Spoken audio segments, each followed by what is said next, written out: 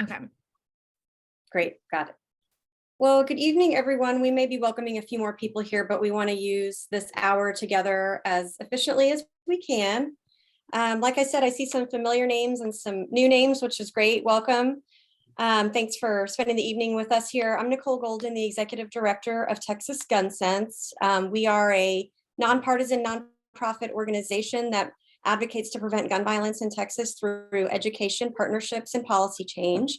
I'm sure you know that because you guys are clearly supporting us and following us in some way, and we're very appreciative.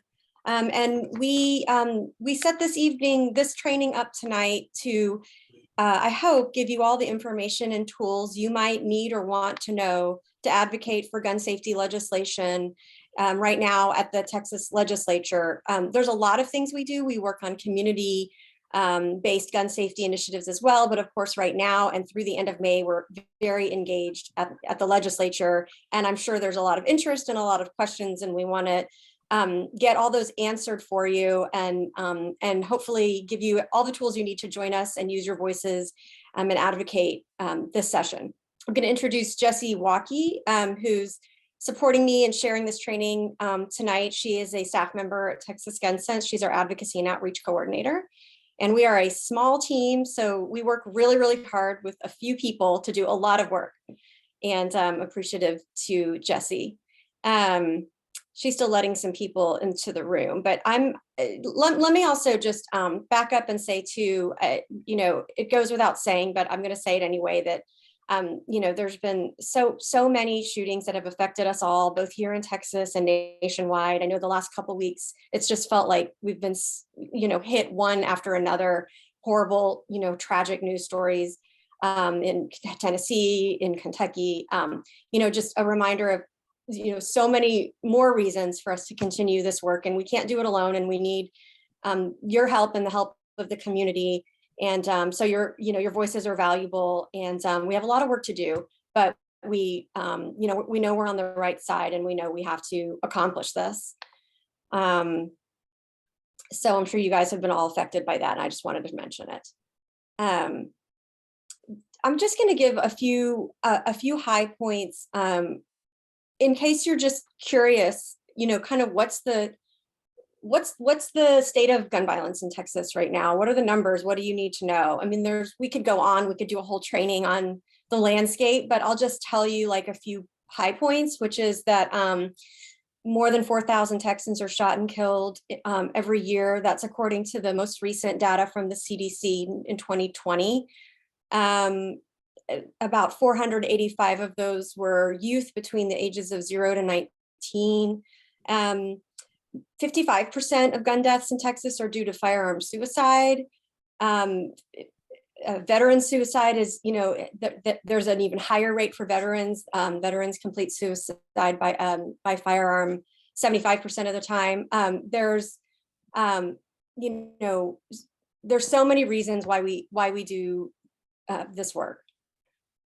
And I know you guys all know that, and I know you care, and we're happy to provide, if you're looking for fact sheets, if you're looking for talking points, to talk to your, friends and your loved ones. That's part of why we're here. We want to give you those tools. So this information lives in places we can get it to you. We are in the legislative session right now, and we invited, I don't know if she's here yet, but we invited a staff member from Representative Vicki Goodwin's office to talk to you. We would have loved to get Representative Goodwin to come, but she is in a committee hearing right now. She's one of our champions at the legislature. She sits on the Community Safety Committee, which this session is hearing most of the gun related bills that have been filed are going to that committee. It's a special committee that is largely was convened in response to Uvalde. So when Tabby gets here, she's going to talk to you for a few minutes about the work of their office, which is they work on this issue very heavily. They filed probably 15 gun related bills, and because she sits on that committee, that's an important office to hear from. Jessie, do you want to just okay, you texted her, and she can come at any time. They're very, very busy right now, so we are we understand that. Yeah, she's in the middle of a hearing right now, but she'll be here in a minute or so. No problem. But if you want to just continue, and then as soon as she gets on, she can speak to y'all. Absolutely. Let me also tell you too, I'm sure you guys all have questions. You are welcome to put your questions into the chat. Jesse may answer them as we go if it's easy to put into the chat. And at the end of tonight, toward, maybe around 6:45, 6:50 or so, we're going to set aside a QA time to be able to verbally answer your questions. So you can put them in now, you can hold them, but we are going to save some time for QA. One of the things I was going to have Tabby tell you, but I'm going to go ahead and tell you, and then she'll probably emphasize it when she gets here, is that, I know people often want to ask, is now the time for change? What's the legislature going to do? Are they going to pass? Are they going to pass? Finally, do it? Are they going to pass gun safety bills? Why haven't they done it yet? Those are legitimate questions. And I guess one thing I want to say is, in this work, change is incremental. We do it, little by little, step by step. Oftentimes it feels like, one step forward, two steps back. That's really just how this work goes. And that's one of the strengths of Texas Gun Sense, is that we are here for the long haul. We're here to play the long game on the issue. We work, with everyone in a nonpartisan way. We get creative and innovative about the ways that we make a difference on this issue, whether it's through community-based programs, education, or legislative advocacy. I do think a little bit at a time, we're going to see improvements. Will we get some success out of this session? I think and hope maybe. Will we get everything we want? No. We have to keep coming back every session. And I would encourage you all to join us in doing that. I see Tabby's coming in here. So I'm going to go ahead and introduce Tabby. Again, she works for Representative Vicki Goodwin, and she's here to talk to us about the importance of advocacy this session from the viewpoint of an office that's working very hard on the Community Safety Committee. Tabby, it's all yours. Hi, everybody. Sorry, I was a little caught up with evening work and forgot to log in. How's everybody doing? Let's see if I can find the agenda. I have myself together right now. Tell me again what I need to talk about.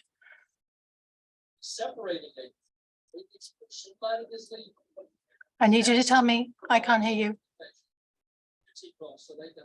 Tabby, we were just going to have you talk to our supporters and volunteers about, how important it is that, for them to engage with the committee this session on gun bills, and what it means to the committee to hear from folks, and the importance of their voices, and then anything you're feeling about the temperature of things right now in the building. I definitely can't speak to the temperature of things. It is really important. It's especially important to be aware of any bills that you're against and give a reason that you're against it. It's great to testify against stuff as well as to be in favor of it, but also specifically if you're against it, to say why you're against it, because it helps the committee to understand why it's not a favorable bill. Unfortunately, it's always quite possible that there are plenty of unfavorable bills as well as favorable ones, and they do, as you're probably aware, get a lot of play. It is definitely important to engage as much as you can. It's not always possible to be in the building, but you can. If you look at the hearing notice, there's a link at the bottom of the hearing notice. It's quite hard to find it, but you can find the link to make comments on any particular bill, so you can be for, against, or neutral on a bill. It's only something like a 3,000 character limit, so it's a pretty small window for leaving your comments, but committee members do read those, and certainly all the staff read those. And usually you can testify. You can probably correct me because I'm sure I'll get this wrong, but you can testify usually up until after the bill is heard, but on the same day. Sometimes it's longer. Nicole, you probably have a better idea than I do. Everything is a blur for me right now. So I know that I'm assuming you're discussing the committee next week, community safety committee next week. I don't have any idea yet how many bills will be heard, or really more about which bills will be heard. We haven't been told yet which of our bills, or which bills in general, will be heard that day. I know it's the, what do they call it, contentious bills day. So it's only contentious for the people in that committee, I guess, and maybe other people in the building, but many of us are in favor of those bills, so they're not contentious to us. But yeah, it's very important, and more than anything, it's really important that constituents speak to, sorry, just 1 second. It's very important that constituents speak to their own representatives. So it is important to speak to the members of the committee about bills that you're in favor or against, but it's also really important to talk to your own representatives and your own senators, depending obviously on which house the bills are in, because generally they do listen more to constituents than they do to people who are not in their constituency. Certainly Representative Goodwin tries to listen to her constituents, and although I know that it's not always the case, it's certainly the intention is certainly that they do listen to their constituents. So if you are trying to get a bill heard in committee and you're not a constituent, but you're trying to get random senator to hear your bill, then if you can get your people to, you know, your particular advocacy group to find constituents in that person's district and have them talk to them, you might have more push with that. The other thing is, if you're calling or emailing any particular office, making sure you have the bill number is really important. If you know, you can call your representative and just leave a message and say that you support such and such a bill, but please have the bill number, because if it's just that bill on random subject, like I've had people call me and say they're really in favor of federal legislation, you know, the assault weapons ban, and I'm like, we are not doing that at this level. So having the bill information number, the number is the really important part. If you have the name, obviously that's great, but the number is the important part. And if I could chime in and say, people are asking some questions, where do we find that? How do we know? We're going to cover that. We wanted to give Tabby a chance to come in the earlier side so she can go back to working on committees right now, which are happening currently at the legislature. But all of what she mentioned, sort of the how, the where do you find it, we're going to cover that. No worries. Yeah, and you know, like Nicole and Jesse can show you and tell you how to register in the building, and especially with gun related legislation, expect a long day if you're coming to the Capitol. We have 31 bills in the Homeland Safety Committee today. It started around 2, it's 6:15, and I think they're probably 2/3 of the way through now, but it's been a day without a huge number of witnesses. I'm not sure what else. You covered it wonderfully, Tabby. Thank you. I think just people love to hear from folks in the building, and especially a champion like Representative Goodwin, who works so hard, and your office works so hard on gun safety legislation. So I really appreciate what you said.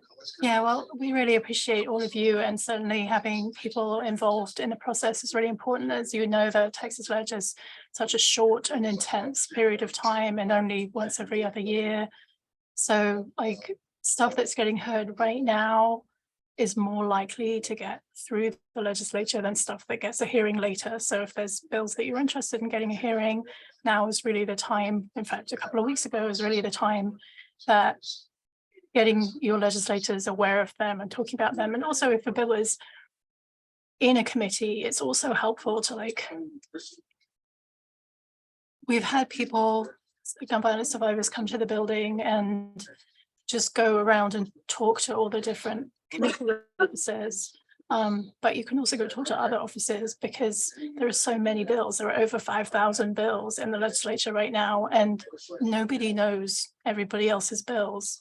So, you know, if you're able to go in and have a conversation about a bill that really matters to you, make sure you have, you know, how it's relevant to that person's constituency, what the number is, a quick brief on it, like a one-pager that is actually one page and not more than that, because we have so much to read. We can't read a brochure, we can't read a booklet. Nobody has time for that. And if you have it electronically, that's also great. So, you know, short and Great. And when you are testifying, make sure you get your bottom line up front. Prepare for 3 minutes, but be aware that they may cut it to 2 minutes. In some committees, they just have it in 2 minutes all the time. Thank you, Tabby. That's I think that's a perfect transition into some of the resources we're gonna share with you all that kind of builds on what you just said. Awesome. So I Great. really appreciate it. I don't want you to miss any more of your hearing, so I'll let you I'm get good. back. But thank Thanks so you. much. Thanks, Thank everybody. you, and Good thanks night. for that good one. Well, they are very busy over there right now, so I'm glad we got her for a few minutes. I'm going to go ahead and move straight into an overview of firearms bills this session, our priorities on policies here at Texas Gun Sense, and a big hearing coming up on Tuesday that Tabby alluded to. So I think that Jesse is pulling up some documents that will share the screen at the same time that I'm talking. We have put together, people often ask us, what are you focusing on? Well, you just heard Tabby say, there are 5,000 bills in the legislature and about 300 of them are firearms related. There are so many that it takes so much time just to understand what's been filed and what they are and what they mean. Here at Texas Gun Sense, we've grouped bills that we support or oppose into certain areas of priority for us. These are our policy priorities. This is what we're focusing on this session. Many of these same policies we have focused on previous legislative sessions and will continue to do so until we see progress. This is by no means an extensive, first of all, no one needs to memorize this. None of us have this memorized. We will share it with you. You can keep it. This is by no means every bill that we're supporting or opposing. The truth of the matter is that a lot of this work is dictated by which bills get a hearing. We don't have total control over that. The chairs of committees have most of the control over that, and the individuals or groups that they're listening to make those determinations. So some of the bills in this list have gotten a hearing, many have not, and many won't. So that's just the way this goes. Like we said earlier, most firearms bills are being heard in the Community Safety Committee. It's a new committee, it's a special committee that was formed in large part to respond to Uvalde, and I think they're doing a good job. In the past, we mostly testified in front of the House Homeland Security and Public Safety Committee, which was a tough committee in previous years. This committee has been more friendly. They have been more open, and they are actually holding hearings on gun bills, which is new. I don't know if last session we got a hearing on a safe gun bill. They were all mostly gun bills that we opposed, things that we found problematic. So this session, we're having a better experience. There's actually a chance to have an honest dialogue, a conversation, to hear survivors, to hear advocates. So we will give this to you to keep, but certainly that, just take it with the grains of salt, like I just shared with you. But these are our policy priorities: raising the age to 21 for semi-automatic purchase of semi-automatic rifles, supporting background checks on all gun sales, supporting extreme risk protection orders, community violence intervention in the communities that are most impacted by daily gun violence, safe gun storage initiatives, firearm suicide prevention, protecting domestic violence victims, and our oppose bucket is we oppose the expansion of guns in schools and other sensitive places. And what we mean when we say that is individuals who are not trained law enforcement. So a volunteer program that will arm individuals at schools is something we don't support. Arming school staff is something that we don't support. We do appreciate efforts to try to train those individuals better, but for the most part, that's not the direction we think we should go to prevent gun violence. We know that these other things are the way that we're really going to keep our communities safe. And so that's just, just so that you understand how we came to that.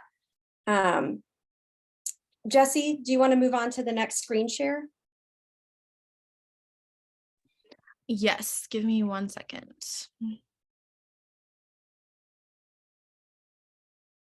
And please, again, if you're feeling like you've got questions right now, you can put them in the chat. You can also hold them till later.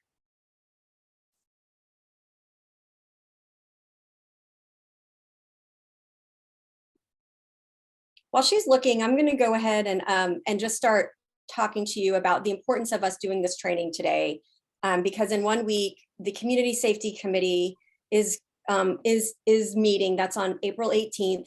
And we're told that committee is going to be, that hearing is probably most likely going to be the biggest hearing of the session as it relates to gun safety legislation.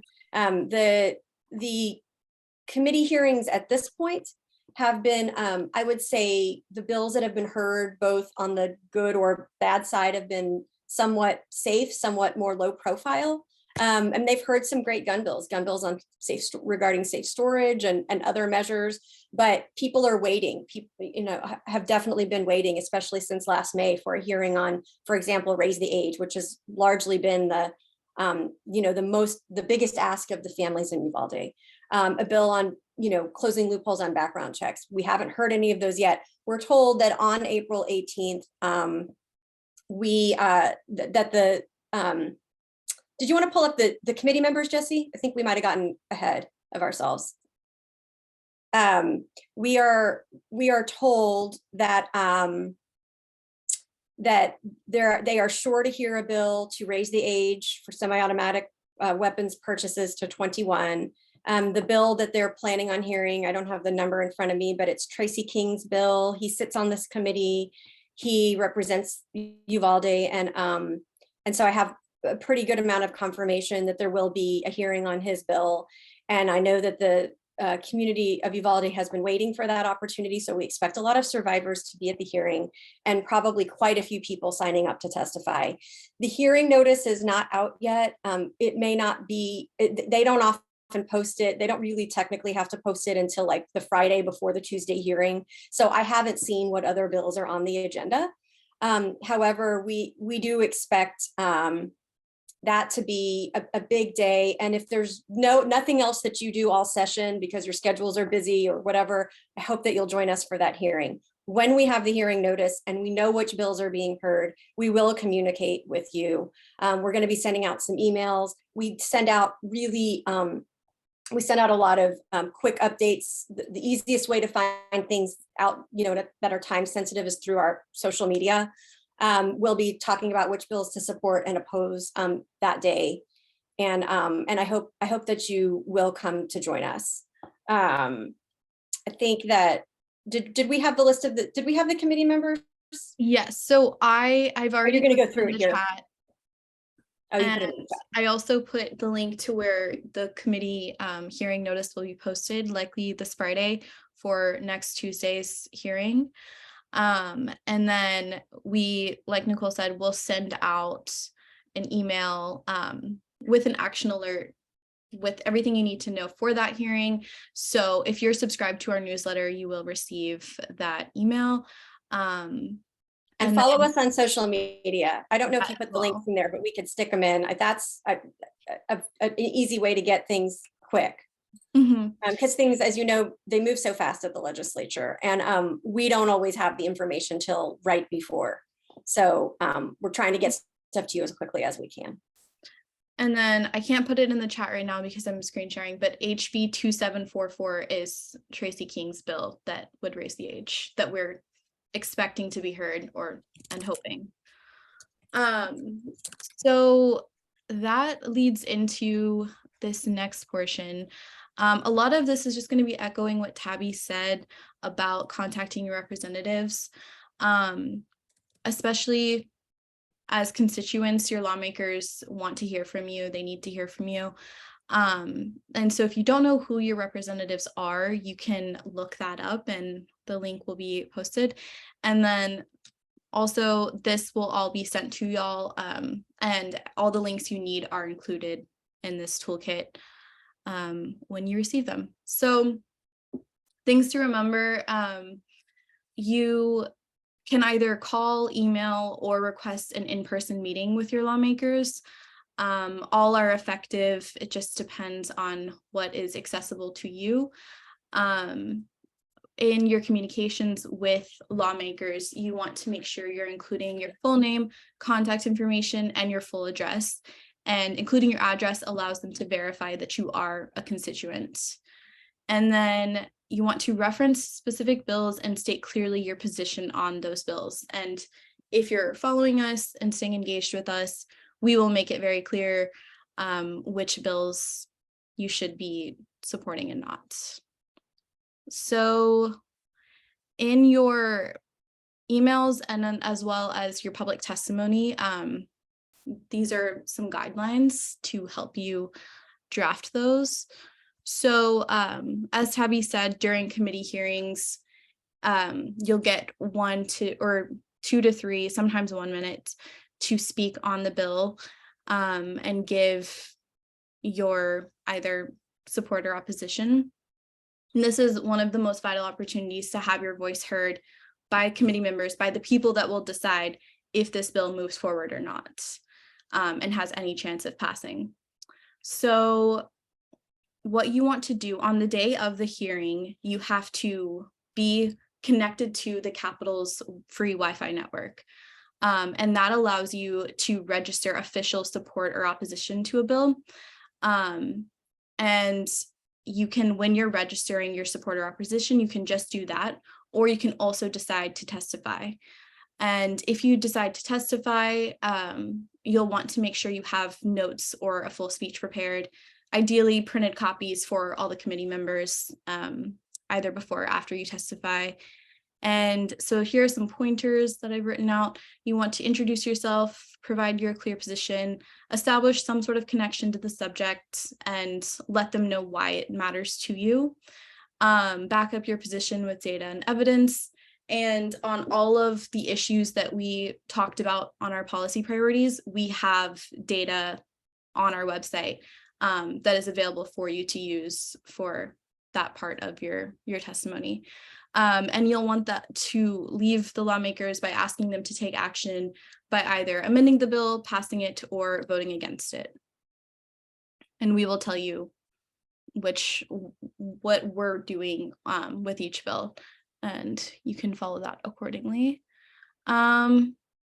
So this is something I drafted up just to help you guys with relational organizing and communications with people inside the Capitol.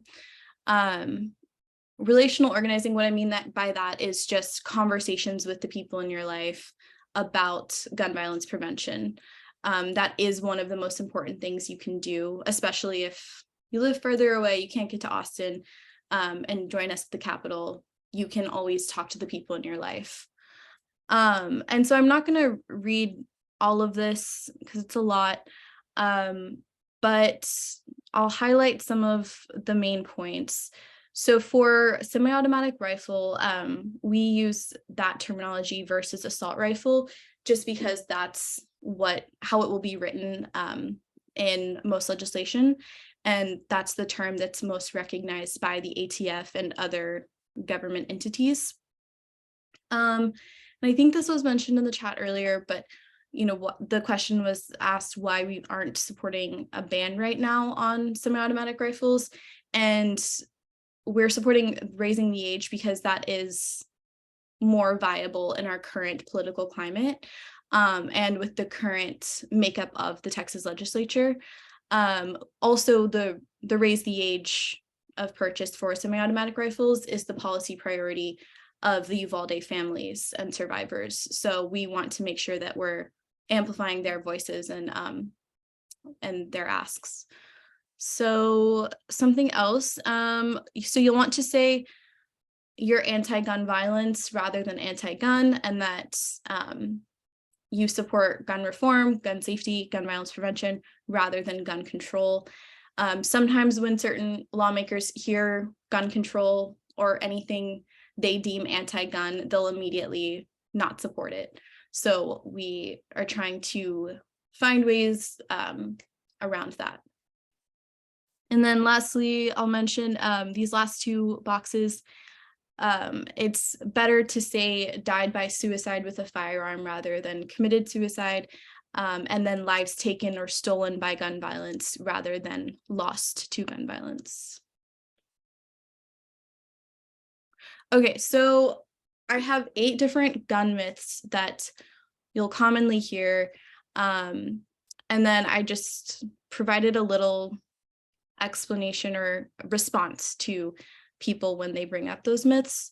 So I'll just kind of go through the myths and not really talk too much about the explanations. You can read those later.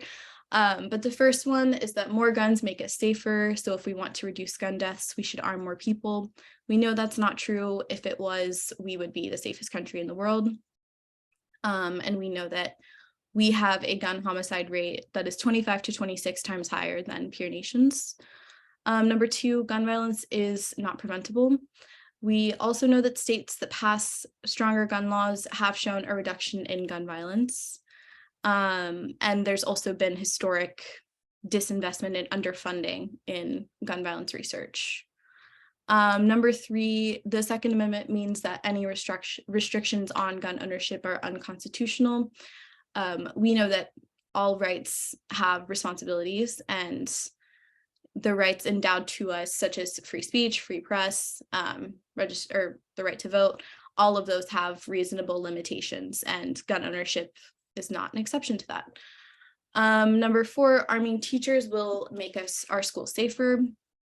When it comes to school safety, we a lot of times defer to our educational advocacy groups that are in our coalition, and they have told us, and we know from data, that educators do not support expanding guns in schools, and that's not something that we should be advocating for. Number five, gun violence is caused by mental illness. The approach to gun violence prevention is multifaceted, and that's addressing mental illness is one small component of addressing the crisis that is gun violence. Number six, gun safety reform could never happen in Texas.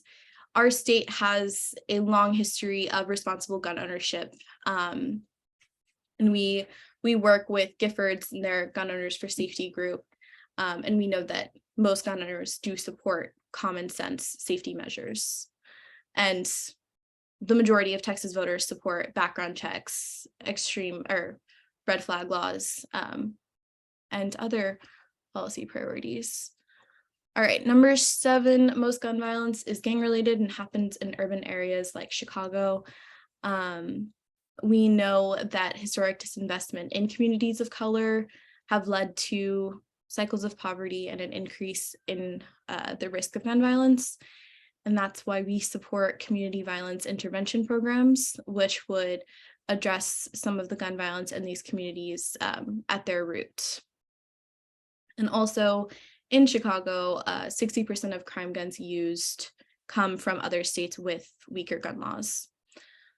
And lastly, if 18-year-olds can vote, they should be able to buy semi-automatic rifles. In the US, you have to be 21 to purchase alcohol, cigarettes, and handguns, but only 18 to purchase a long gun like an AR-15. We want the handgun laws in Texas to match the long gun laws, or vice versa. So we want 18-year-olds to not be able to purchase long guns if they can't purchase handguns. And that is the minimum age requirement that we're seeking, and that measure would have prevented the Robb Elementary massacre in Uvalde. So safe gun storage is a crucial aspect of relational organizing, and we want to promote conversations like the one pictured in this graphic, especially if you're a parent and you have kids who are going over to other people's houses, and you may not know whether or not they have guns on the property. This question, just if you own guns, are they stored securely, can save lives. And what we mean by safe storage is your guns are unloaded and they're locked away separate from ammunition. And we know that safe gun storage prevents unintentional shootings, suicides, and other gun tragedies. So in summary, we want to encourage as many of these conversations as possible. And if you're able to, you can print these materials and distribute them to the people in your life to help you talk about gun violence. We have a lot of ways that you can get involved with us at the Capitol. And like we said, next Tuesday is a really important day with that hearing taking place. So if you can join us at the Capitol next Tuesday, we would really appreciate it. And then you can also follow along all the important bills at home on the Texas Legislature online. If you even just want to start looking up the legislation that we have listed on that priority bill sheet that we showed earlier, that's a great place to start, and you can just begin to understand how that website works. And then make sure you're following us on social media and sign up for our newsletter so you can stay tuned for all of the action alerts that we will release throughout session. And then now we can kind of get into a Q&A. Unless there is anything else that I missed, Nicole. I've been answering questions while you were going. Okay. And I can see that we're going to email that toolkit out to you guys. That is a, kind of an evergreen resource for you, we hope, whether you're talking to people in your life, whether you're trying to get to the Capitol, whatever that may be. And all of that is valuable. And I think that's one of the takeaways is that something we say a lot at Texas Gun Sense is every conversation is a ripple in the turning tide. And so whether you're asking a loved one of whether they store their gun safely, or broaching this topic with people in your community, or advocating at the Capitol, all of that is meaningful. And so we hope you'll do this year round, and that we can help you do that. I'm seeing, kind of pivoting back to the hearing on Tuesday, and I'm seeing a lot of questions from people about, will we be there? How can you meet up? Things like that. So let's get to that, so you feel like you don't feel like you're on your own. Several people have asked that. So the hearing on April 18th is in the Community Safety Committee, which they have not posted a hearing notice yet, so I can't give you the room number. I hear through the grapevine it starts at 8 in the morning. It's a little bit on the earlier side than it normally is, and that is because we are told that the families from Uvalde would like to not have to be there super late, waiting to testify, which is understandable. So 8 in the morning, and probably will meet for about an hour and a half to 2 hours. So about 9:30 to 10, they'll break, and the committee members will have to go to the House floor. Then there'll be a period of time in the middle of the day that we'll be waiting, and they'll reconvene at about 2 p.m. to hear the rest of the bills. I anticipate a late night. That doesn't mean you have to stay all night. You can come at 8 a.m. You can register on everything you want to for that hearing and go if you have to. You can stick around to testify if you have a story to share. We can't guarantee what time your bill will be heard, so you're going to have to build in some flexibility if that's something that you're wanting to do. Jesse and I will be there. We can, I don't know, Jesse, we should probably think about how people can find us. So we will work on that. Maybe you'll wear your Texas Gun Set shirt, or we'll figure something out, but we will, be hanging around outside the room probably before the hearing starts, and then going into the room. So look for us. I think it's going to be filled with advocates from a lot of organizations. You won't be on your own.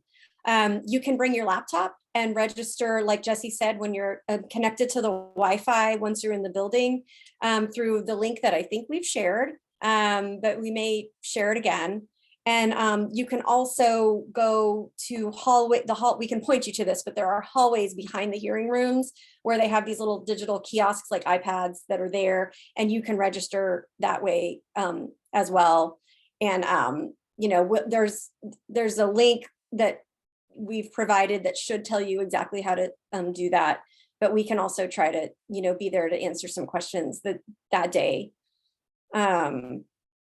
Let's see, what else? I know that was a big question. So how do you find people? So look for us, but you won't be alone. If you don't feel comfortable talking, just sit and listen. It's fine. Register for or against the bills, and then sit and listen. It's a learning experience. I've answered some of the other ones here. Yes, I know it can be intimidating, and we're here to help. John, you said committee hearing chairs will require that you quickly declare whether you're testifying for or against or on the bill. On the bill is a good question.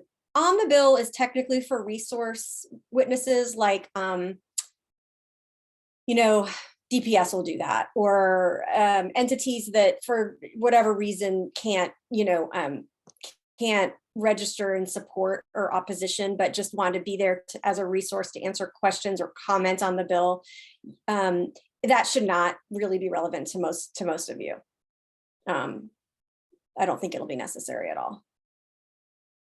I'm gonna just open it up to if there's some other questions, to go ahead and throw those out now, because we've given ourselves a lot of wiggle room to tell you what you need. Tracy said, I expect the committee room to be full. I would expect an overflow room. I would definitely think so. They'll have an overflow room for extra seating where people can watch what's happening in the next room on screens. And this is going to be packed, so I agree. There will be news media in the hallway looking for good video. Yes, I think the media will definitely be there. We're certainly alerting the media, and they'll be mostly pulling the survivors to talk with them, I think. But yeah, I do think they'll be there.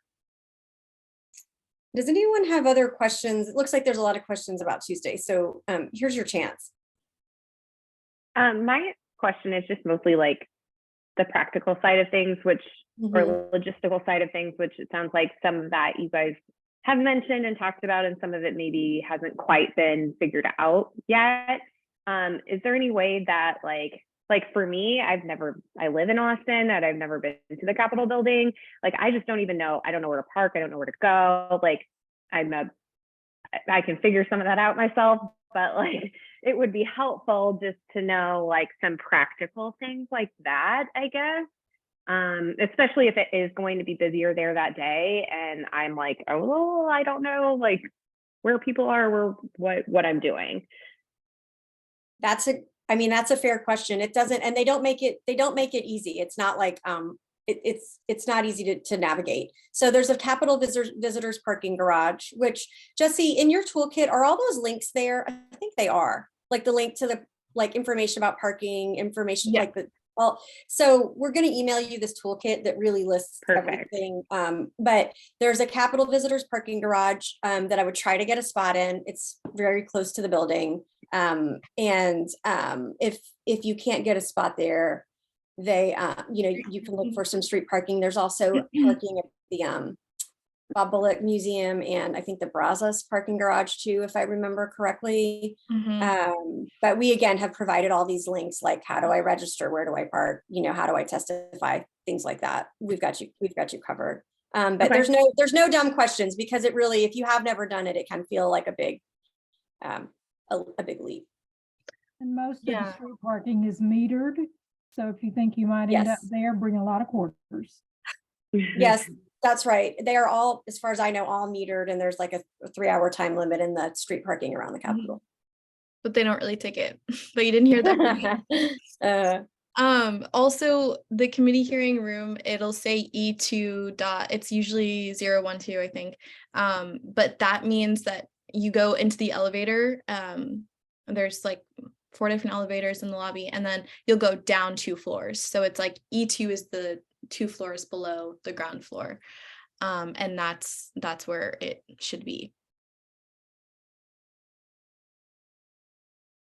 Yeah. Tracy, your comment is a good one about having people help folks sign in. So we have a staff of 4, and we could use volunteers for this purpose. I think it would be valuable, because you're right. It's not, there's no signs that say kiosk here. I mean, it can be confusing. So Tracy, if you, or if anyone else wants to volunteer that day to kind of be a guide, I'm sure Moms Demand Action will be doing that for folks. They have a lot of volunteers and a lot of people, but we would love to have just a couple of you as well, if you're willing. So please let us know. Thanks, Tracy. And Jesse's putting our email addresses in the chat if you want to kind of help people navigate, because as a small staff, we could really use that kind of support for others. And if we're going, Amanda asked if we're going to be out of state that day, how can we provide support for Tuesdays? So I think that's a great question. So outside of the building, you can't officially register for or against a bill, but you can submit public comment. I think we put the link in here somewhere, but I'm going to look for it again. And I would say do so. I would say, if you're active on social media, be really, all over it. I think that's really important. And, we're circulating actions regularly right now. So probably tomorrow, if you're following our newsletter, which I think you are, you'll get, we're going to circulate an action to contact lawmakers in support of raising the age. And we're going to be doing quite a few of those as we, as session, because session is really getting into quite a busy time with things moving fast. So look for our actions. And I hope that kind of helped answer your question, Amanda, or anyone else who is wondering the same thing. Libby's asking, can you submit public comment and register for or against in person? Yep, you can. You certainly can. You can also bring written testimony with you and give it to the clerk. So you can register for a bill, not testify, but have papers of written testimony should you choose to. And then there's a clerk. There are like usually these two people sitting kind of in desks in front of where the lawmakers sit up high behind them, and they will take your written testimony. I'm going to go back up for a second because I think Judge Delaney asked something, and then I'm going to go back down. Is there a category of bill that you think has more chance than another? I understand age limits and deference to Uvalde survivors. What about red flag? So, I have no way of kind of reading exactly what, the future or knowing what's going to happen, but I have been around the building doing this work for 10 years. And I would say that, it's like I talked about earlier, the change is incremental, and this session, the success that I can be sure of is that we're getting hearings. I think with respect to red flag laws or extreme risk protection orders, I have some doubts that a bill like that will be heard. I'm just being frank. I think it's a tough topic in this building. It's one of our top priorities, but I think it's a tough sell in this building right now. But I definitely think somewhere down the road, we will. I had a gun dealer call me the other day. He met me in a hearing room and he was interested in what we do at Texas Gun Sense. And he asked for my card and he called me and said, and he was testifying in support of like all the gun rights bills. But he said he's really interested in supporting an extreme risk protection order, and he wants to know how we could do that together. And so I just really felt hopeful, like, I do think there's a lot of support for something like that, but I think we're going to have to build it over time, and I would be surprised if that was on deck for 418. I'm hoping, I'm just being honest. I'm hoping that a background check bill is heard. I really, really hope. I don't know. There have been no shortage of bills filed in both of those categories. So we should probably talk, John, about, maybe some kind of long-term strategies for an extreme risk protection order. Maybe we can talk offline about that. I think that's probably what it's going to take. Let's see. Juliet asked, does it hold more sway if you comment about why you are for or against a bill? Is it just as powerful to say for or against those comment better? So I kind of answered this earlier, and I think I was writing this in the chat. I mean, registering is great, and just sitting and listening is great. If you have a story to share and you want it to be said, maybe just because you feel strongly about it, that's reason enough. Maybe you have a story about being a survivor or a teacher or a veteran or a gun owner. Those are really powerful, and we really do recommend that you share your story. But if you don't fall into one of those categories and you want to speak, I say go for it. It really is personal preference. So I can't really tell you what to do. Even we at Texas Gun Sense, we don't comment on everything. We choose carefully the bills where we really want to get our words out publicly, maybe because it's a policy priority for us, or maybe because we're worried no one else is going to say anything and we know we need to, and different reasons that weigh in on our decision to testify or not. So I'm happy to talk about this more offline if you like, Juliet. And then Rachel asked, would it be helpful to bring friends with me? Yes, that's not ever a bad question. And yes, it's great to bring friends. I think 418 is our chance to fill the rooms. And the more the better, definitely. I think it signals how important this is. Nancy asked, do any suicide prevention bills look like they might make it out of committee? There is a bill, it's a veteran suicide prevention bill to have a veteran suicide awareness like online campaign that we have been supporting. I think it might be HB 671. I could be misremembering. That has been heard already. It might make it out of committee. And then I'm forgetting which other ones were filed. I don't think any in particular suicide prevention bills have yet been heard. A bill to designate Austin as Firearm Safety Awareness Month was heard last Tuesday. And, that would certainly be a suicide prevention measure. And I hope it makes it out of committee. It hasn't yet, last I checked. So I guess that's not a clear answer for you, but we are hopeful. And I think elevating the issue of firearm suicide is very important. I think it's very important. And I think it goes over, I think committee members and legislators hear it. John, are there any of your documents you showed today that you wouldn't want us to post on social media? Right, Jesse? No, that's public. The toolkit is, please share. Yeah. And the bills, we've already been sharing that out. Mayumi, I'm interested in extreme risk bills. Would it help to email the committee members to help push them towards a hearing? So that is a strategy. You can email committee members. Really, the chair is the one who gets the power on that. He's Chair Guillen. He is a moderate Republican who was a Democrat until last year or so from the Rio Grande Valley. He's very polite. He's running really professional hearings.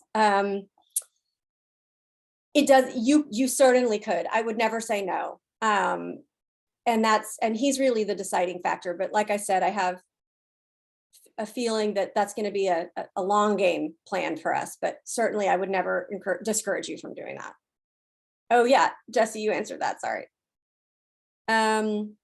What time should I tell friends to be there? It starts at 8 a.m., but they don't close well, yeah, no, they're not going to close registration.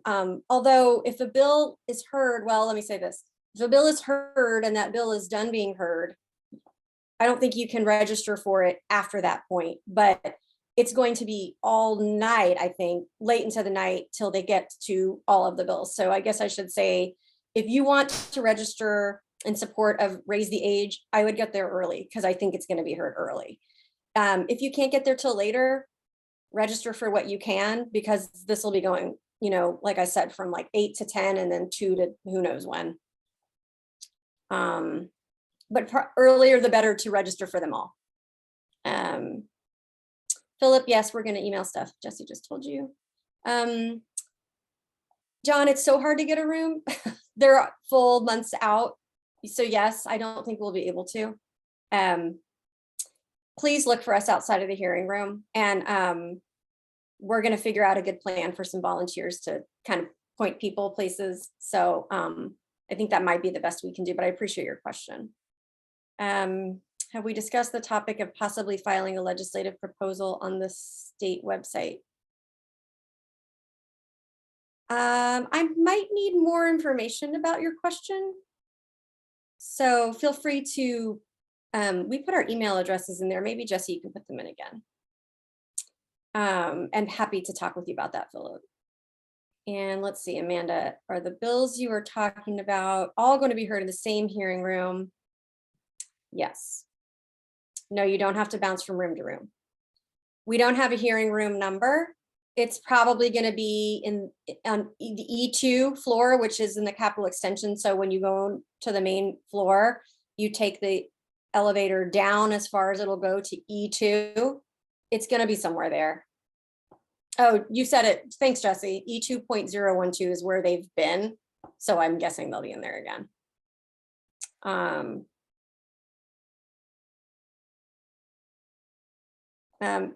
Thanks, Philip. Please email us. I would love to chat with you about that a little bit. Yes, great. And let me say this, we've been focusing on April 18th. This committee that's not the last day it will meet. I just think it's going to be the most significant day. They meet every other Tuesday. So we're heading into May, 2 weeks out from the 18th. So, and they won't meet all through May. I don't actually know what the last meeting will be, but there'll be probably other opportunity to come to these, one of the community safety hearings.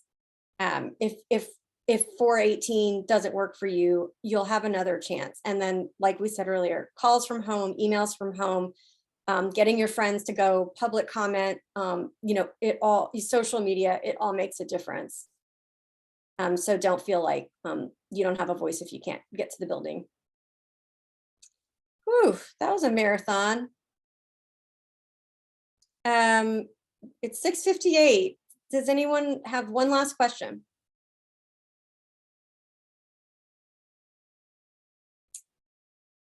Well, the committee members list, John, I think was earlier into the chat, but Jesse, maybe you can put it up one more time. Philip, no, you can't. Okay, so you can't go to a hearing and propose legislation. You have to speak on a bill that's being heard that day, if that is the question you're asking, which I think it is. But we should talk offline. You can email us because we'll be working right after the session on a strategy for the 2025 legislative session. And maybe we can talk with you about your ideas.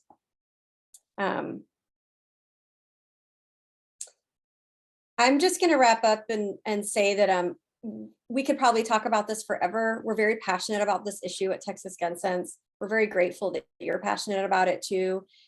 This is not the last time we're going to bring you all together and offer some trainings.